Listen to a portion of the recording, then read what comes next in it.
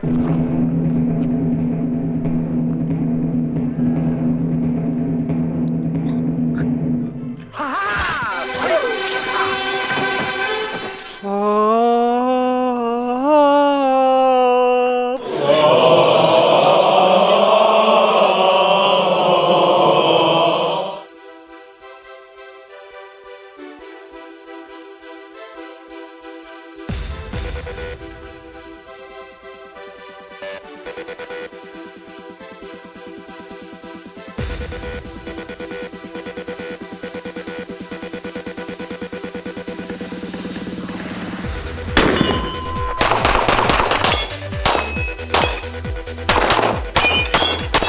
is the Vortex Venom 3 MOA enclosed dot from Vortex. This is the first enclosed dot from Vortex. And again, we've got the wonderful, the magical Adam Maxwell. Thanks for having me again. This guy right here, Vortex. Introduce yourself. Yeah, my name's Adam Maxwell. I'm one of the law enforcement sales reps for Vortex Optics and subject matter expert in LPVOs, and today we're talking red dot handguns. Hell yeah, we are. And we're excited to announce that Vortex now has an enclosed dot for the wildest conditions. Over the last 2 years, Vortex has just been crushing the pistol optic game. I've been running the Defender XL for competition now. Big fan of it, super crisp, and they're coming out with more options and more. Actually, I was about to just start bullshitting you guys and just start talking about this dot from what I can just see, but we have the expert here, so I'm gonna let him talk about it. Yeah, so new Venom enclosed from Vortex Optics. Essentially a clean sheet of paper for us on a pistol mounted red dot. The Defender series came out a couple years ago as an open emitter design, and then this was our first foray into an enclosed emitter pistol optic. Key things we still want to go to the Delta Point footprint. U.S. Army standardized on that for the M17, so a lot of our product is standardizing on Delta Point, and that's actually tricky to do in an enclosed design, to get the screws to mount in the right place and still seal this whole thing up and have a usable focal length for the LED. So still mounts onto the gun in a standard configuration like all the other Defender series dots or other competitive contemporaries. We still use a full-size 2032 battery. Buttons are on the top, which I personally really like. And then yeah, it's just the main thing I really like about it as a shooter, and I know you appreciate this as well, is the actual, I call it a parent view, field of view, but the amount of housing you see around the optic itself is very subdued, especially compared to other enclosed designs. Most of them, the other ones that I've played with in the past, I didn't really like because I felt like I was looking through a submarine periscope or something like that, where here I still have the roomy feel of an open emitter, like a standard size open emitter dot, with the sealed benefits of an enclosed. Yeah, and a couple things just to trail on to what Adam was saying. It just uses the top screw, so there's no special lug, no special optic cuts. It fits onto a gun that uses a plate. This is the Calculated Kinetics Defender XL plate, and it works with the Venom enclosed, which is super convenient and also easy to hit battery. This looks like the same pattern that you have on the ST and stuff like that. Yep. The little tool comes with it. It fits in here. It also works for SROs. So you should, if you are a Trijicon guy, I don't know why you would be, buy a Vortex just to get the battery tool. Okay, it's legit. It's worth it. But yeah, and then the top buttons are good too, especially for us competitors. I've seen where people are dropping their guns in dump boxes, or they're picking them off tables, and if those buttons are extruded, they actually can change the brightness, and I've seen that happening to, I mean, it's very rare, but I've seen it happen to competitors. They get off and say, I turned my dot down when I picked up my gun. I was like, well, just do better. There's usually, does this have a lockout setting on it as yes, well? Yep, okay. You can manually lock it out. I believe it also has a sleep mode as well, so if you set it down, you leave it alone, it will go to sleep. Pretty much if it's on your person, it's awake. It's hard to sneak up on it. Like if you really stamp around in your house, like that vibration will wake it up. Yep. But it helps conserve the battery a little bit. But it's going to be on when you're up. all these guys watching on YouTube, they're a bunch of nerds, so they want to know, like, how many hours does this last? A lot. That's the official statement from Vortex. A lot of hours. And that's the thing, like battery life, like soapbox for a second, is it's so arbitrary. Like there's no industry standard for what runtime means, because you could think of a optic draws a X amount of energy, and a battery holds Y amount of potential energy. You would think that amount of energy over that amount of time we would arrive at a number. But when on that curve would we say the red dot is dead? Hard to say. And then batteries age like milk, so they just kind of like fall off a cliff eventually. The industry standard really, especially anybody going after like a professional end user or a defensive end user, is they're kind of shooting for probably 2 years plus of runtime, with the recommendation and standard practice of changing it at least annually. Yeah. So you have runtime to much exceed 1 year, but just the way that battery technology currently exists, you want to change it at least annually. Yeah, that's I generally like to do that, or there's some other enclosed dots that seem to eat batteries really fast. Well, and other types of batteries don't hold, or they don't. What's the other one? 1632, the small one. So like some use 1632s, but I'm thinking of one specific enclosed optic where I have to change a battery about like every 3 months, and then if you have some bad connections, about every month. So I'm really sorry that happened to you, buddy. Yeah, it's okay. But anyways, you should change them out every year. I like to write the date on the batteries too, especially for the guns that stay in the safe. Mm-hmm. You guys know me. I only shoot my Smith & Wessons and my LMT, and so some of the other guns, they get forgotten in the safe a little bit. So I will put it on there, and usually once a year I will try to clean everything, check zeros on things, and change batteries. Just keep them up to date, so they're, at least if I want to go take it out, I can go run and play with it, because you guys have seen it firsthand on some of the other videos where I have taken a gun out and it doesn't work, or it's not zeroed, or the battery's off because I just leave them in there. And but that's why you got to check your gear. So it's $1 at the end of the day. It's freedom costs $1.05. No, there's a hefty fucking fee, and if you don't throw in your $1.05, who will? We are going to now shoot it and see how it holds up. I have a slide with an XL on it, so an open emitter, larger window, and we can do some comparisons on it. But essentially, you are now going to watch Adam and I shoot some drills, and we're going to talk about how we feel about the dot. Shooting's my favorite. So we're here at Prairie Fire Range in Nevada, and this is the day after PCSL Nationals, and we are on my stage, the belt stage. You can see we have belt steel behind us. All right, so pretty good, and that's what we're gonna start out on.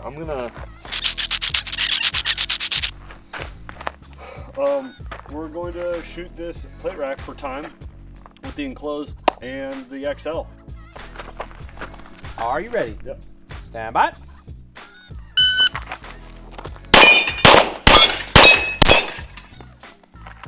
That is a 344. 344 with one makeup in there. Now, what's difficult about this belt plate rack is that it's not a circle or a square. They're actually letters that spell out belt. So you have to shoot either like on the long part of the letter or the short part of the letter. Crazy. 344. All right, now we've got the Defender XL open emitter. Let's see what we can do. Are you ready? Stand by.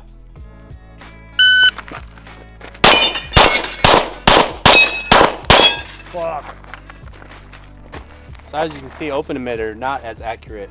Definitely not human error. I got excited. I was like, damn, I'm hitting these letters good. And then I was like, oh, shit.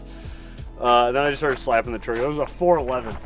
411. Very forgettable. All right, Adam's turn.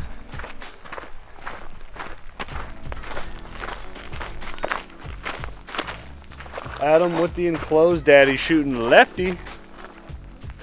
I got a confession to make. What?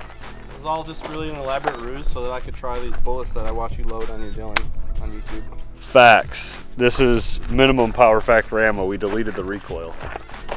Shooter ready. Stand by.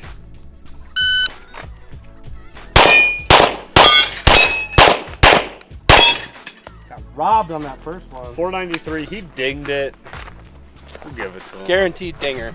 I guess he's a little wing dinger. That was a 493.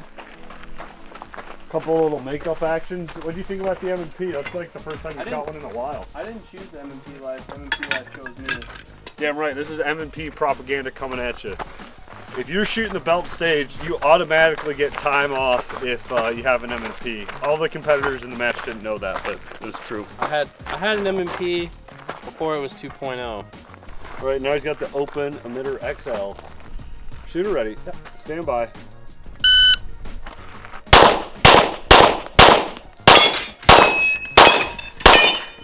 .562. How did we both do worse with this? We need to do more science, I think. More science. For this next piece of science, we have just a small part of the stage, which is going to be drawing to this no-shoot target, button hooking around the wall, coming into this paper as we're setting position. Then we got BELT, belt. And it should be quicker than that belt because it's really close. Are you ready? Stand by.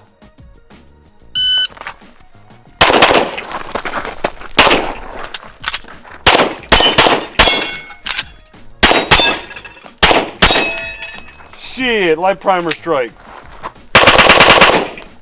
Hey, so like that little short clip you just saw.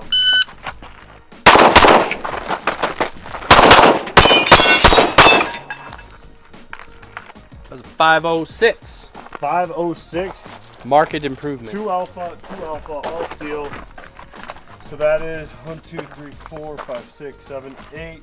8 alphas total times 5 for 40 points divided by 506 for a 7.9 hit factor with the enclosed dot. 7.9. Adam with the enclosed. Shooter ready. Stand by.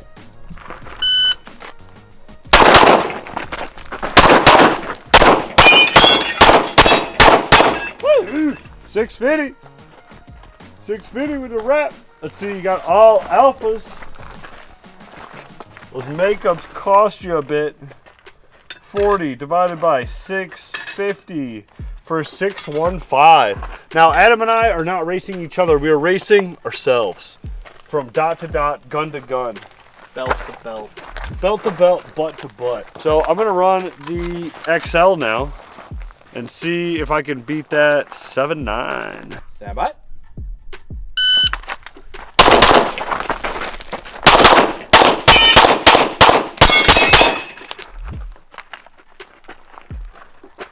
.596.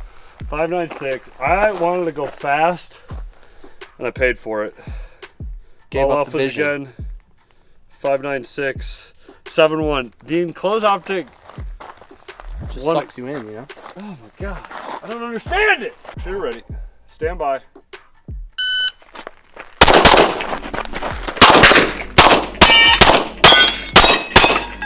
Five, 7, 8. Bit faster. We got 40 divided by 5.78 for 6.9. Yeah! So Adam beat his time from the enclosed to the open. But the big thing is, like, I'm not seeing much of a difference going from the enclosed optic to the open emitter optic.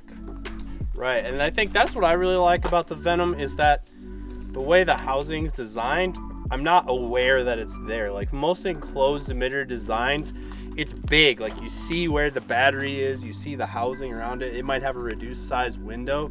Where here, when your target focus looking through it, it really kind of disappears. Yeah. All you see is target and the dot. I don't notice it at all. So I like that. I mean, it feels like a normal dot. Mm-hmm. And that's huge. Where like, I mean, listen, if I'm beating my hit factors in 2 drills I arbitrarily shot, I should probably switch all of my dots for competition to this. That's what I've been telling you. Yeah. So, yeah, if you come to one single conclusion, one single day on just a couple drills, you could make that your personality. And you could basically base all of your competition gear off of that. Or duty gear. Oh yeah. Yep. Just send me an email, I'll help. Yeah, he will. All right, Mr. Brantley Merriam and Matt Pranka are making a visit with one of their drills. We've got the Bill Drill Rundown. You've seen the boys at Tier 1 run this, a bunch of people on IG. We've got a position at 25, 10 yards, and 5 yards, a bill drill per position, and a reload between 10 and 5. So we got 18 rounds total, 1 reload, and we're gonna be shooting the white PCSL target down there. I forget what good hit factors are for this. I think it's like between... Whatever we get, it's probably pretty good. Yeah.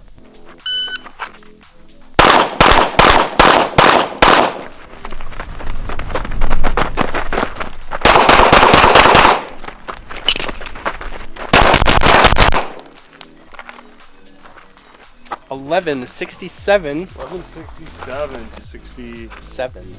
67 for a 7.19.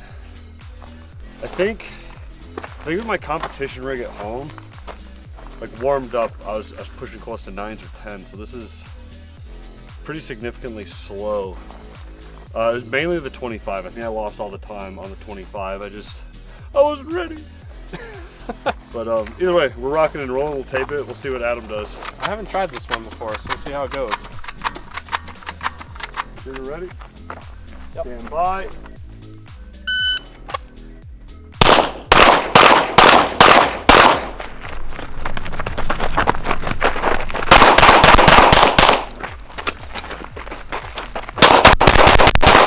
All right, 12:59. All right, so we got 1 Charlie. Yeah. Nice hits. Oops, I hit the timer. It was 12:59. With not my gun. Not his gun, so 88 divided by 12:59 for 6.9. Yeah! Look at this dirty dog. That's how we do it. Cool, we'll tape it, we'll switch them, we'll check it out. 71969. 698, technically, almost a 7. Adam's had much better hits. He's also, if you guys could hear, he had 2 different types of ammo in his gun. He had the minimum power factor blue bullets, then factory blazer ammunition. Pretty interesting to hear. Doesn't matter in the M&P, just tracks. Are you ready? Stand by.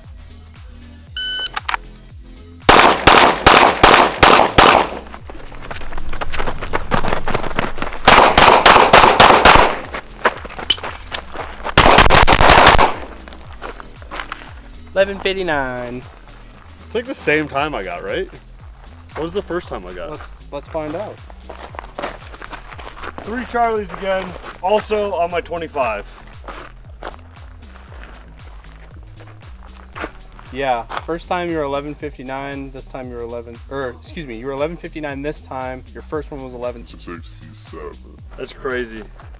Like a machine. M&P sewing machine. 7.2. 1/10 better. That is very consistent. For this one, I felt like I struggled with my reload, clearing my shirt and getting the mag into the gun. And again, on the 25, I don't know what's going on, but like just not connecting today. But we're still throwing some 7s down, which is respectable. But I'd love to push it even faster. So you ready? Yep.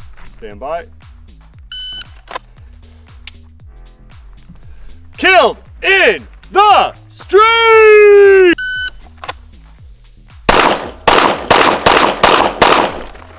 Uh-oh, that was early.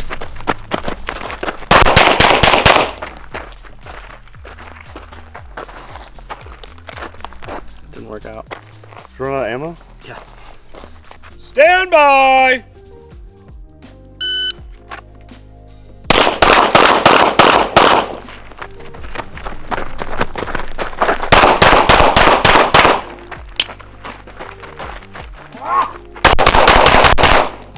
$13.04. The magwell's pretty small in there compared to your big 2011s. Yeah. For 5, 6, 7. You like that XL? I don't want to. You don't want to? Yeah. I wanted to like the XL, but I'm shooting the enclosed one better. I feel like A woman? shooting as much. Well, sometimes. How do you feel? But shooting as much as we do, you feel the gun a lot, and so like the way it reciprocates under recoil is something that we're pretty dialed in on, and I don't like the way the XL feels reciprocating on top of the gun. I probably am more of an ST guy, or or a Venom enclosed size type of guy than a big XL guy on top. Yeah, and this is just getting into like the semantics of it, because it's all personal preference of just like how that gun tracks. And like if you go to your indoor range and shoot 100 rounds a year and you can barely hit the alpha, and you're like you hit the general silhouette and you're happy with that, you're not going to feel the difference. No. But if you can shoot, and you can, let's back up a little bit. We're gonna shoot. Oh, I don't have a mag. Do you have a mag? I have a mag. Let me just have that gun. I'll have that mag. There's one in the chamber. Nice.